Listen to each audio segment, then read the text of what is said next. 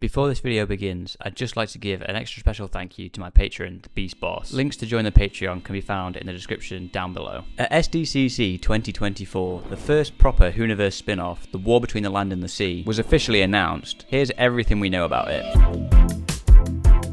So this is a spin-off that's kind of been indicated at for a little while now from CVs and production listings. We then had it officially announced at San Diego Comic-Con 2024 at the Hall H panel by Russell T Davies, along with an official press release. And roughly a month later, that was followed by an official casting announcement with an image of the full cast of the spin-off. But what do we actually know about this spin-off so far?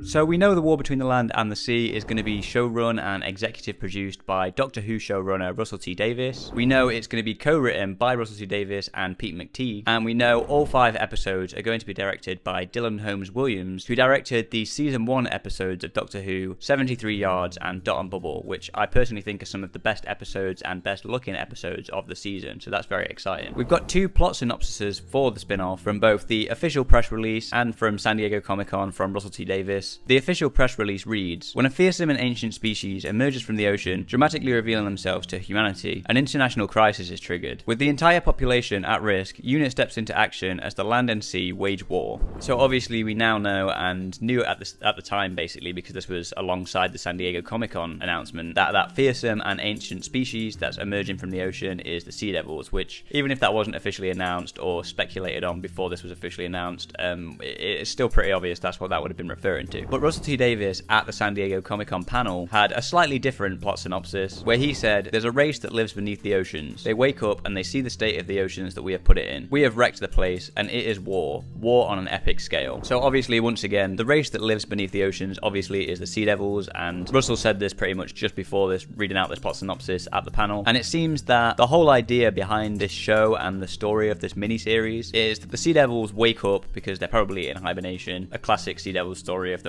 waking up from hibernation, and they see the state of the ocean, we put it in. So it's going to have a slight political message talking about kind of pollution and how we're polluting the seas and kind of criticizing that, which definitely makes sense when we've got Pete McTeague writing. I believe he wrote Praxeus, and it might have been Kablam as well. This is definitely giving that Praxeus energy. It's a very similar plot synopsis to the episode Praxeus, but just featuring the Sea Devils, which makes sense because I feel like a lot of people at the time kind of thought this should probably be about the Sea Devils. They also thought it could maybe be about should have maybe been about the Autons, because obviously they've got stuff to do with plastic and stuff like that, and that's what Praxeus was all about. But now we're basically getting that. Maybe Pete McTeague originally wanted to do it with the Sea Devils, I'm not entirely sure, and now he's finally getting to actually do that in this spin-off miniseries. And I'm not going to show any set pictures in this video, but I know from some of the set pictures there's a lot of kind of shots of kind of rubbish everywhere and stuff like that. It's not in the sea, so I'm not sure if it's like the Sea Devils have taken all the rubbish from the sea and chucked it on the land just to kind of show what it's like for them and stuff like that, but it's definitely going to be a lot about polluting the oceans and bringing up that message and awareness of that issue, which I think is great. That's what Doctor Who should be about.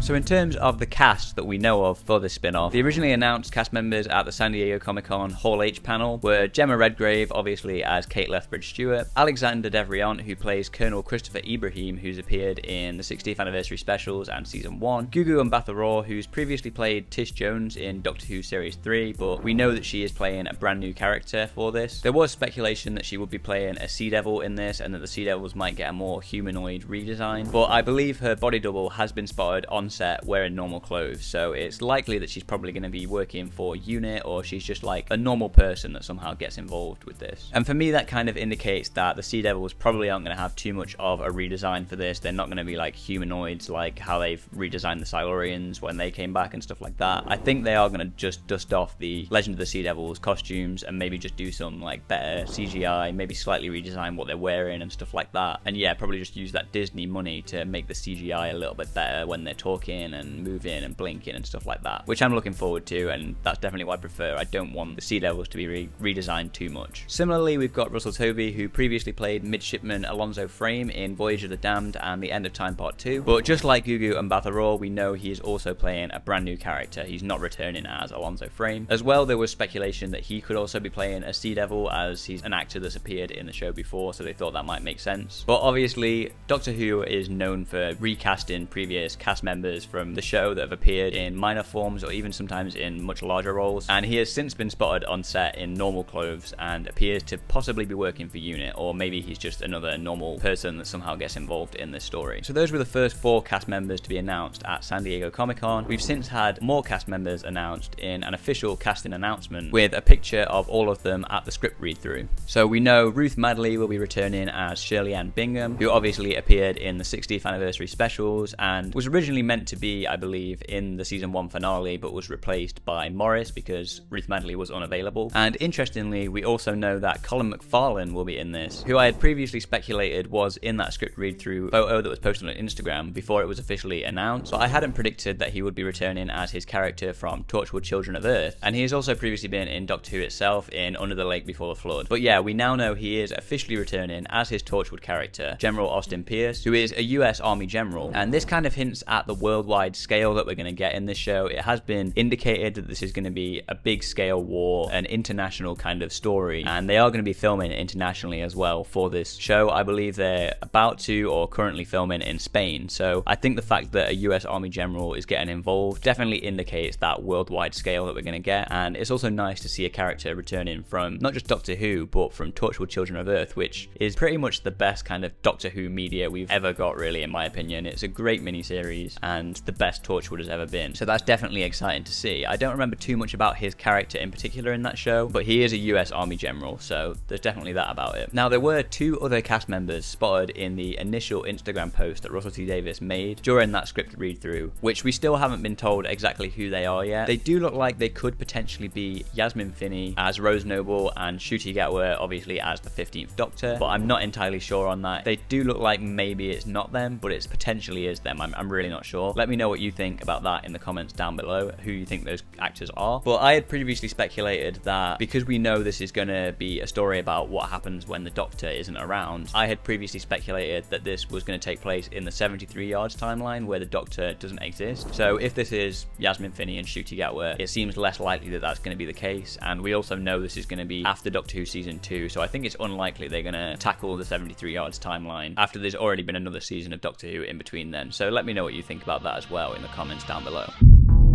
Now, in terms of the release date, we have been told that it will be releasing in 2025, assumedly in late 2025, with Doctor Who Season 2 coming in early 2025. And so it'll kind of be bridging the gap between Doctor Who Season 2 and Doctor Who Season 3. Although, for me personally, this has recently been put into doubt, as we know that kind of the filming of Doctor Who Season 3 is going to be slightly delayed because they're waiting to get greenlit by Disney Plus before they can start filming Season 3. So they're on a little bit of a break for that right now, which could mean that Doctor Who Season 3 is going to be coming out in 2027 potentially. So if this does come out in 2025, there'll be a gap year. So that's kind of put doubt on this for me, because it makes me think that if Doctor Who Season 3 is going to be released in 2027, they might push this back to 2026. But for now, we have been told it's 2025. So assumedly this will be in late 2025, but potentially it could be early 2026 for all we know. We know it's going to be airing on BBC One and obviously dropping on the iPlayer, as well as it being on Disney Plus internationally. So this isn't like Tales of the TARDIS where it's a BBC and iPlayer exclusive thing. It is definitely going to be on Disney Plus, and I assume has some Disney Plus funding behind it as well. We know there's going to be 5 episodes at roughly an hour long, and obviously with Doctor Who Season 1 they did a 2-episode premiere, so I'm wondering how this is going to work with this, whether they're going to do like a 2-episode premiere or whether it is just going to drop weekly. We also know this is going to be a mini-series and it's just kind of one continuous serialized story, so there is potential for it to all drop at the same time, all 5 episodes, but I don't know how likely that is, and I hope they don't do that. I don't think we've had it confirmed as well whether or not they're going to be doing the midnight releases like they did with Doctor Who Season 1, but I do think that is quite a strong possibility, especially if that does end up happening with Doctor Who Season 2 as well, which I think is quite likely. But let me know what you think about that possibility in the comments down below.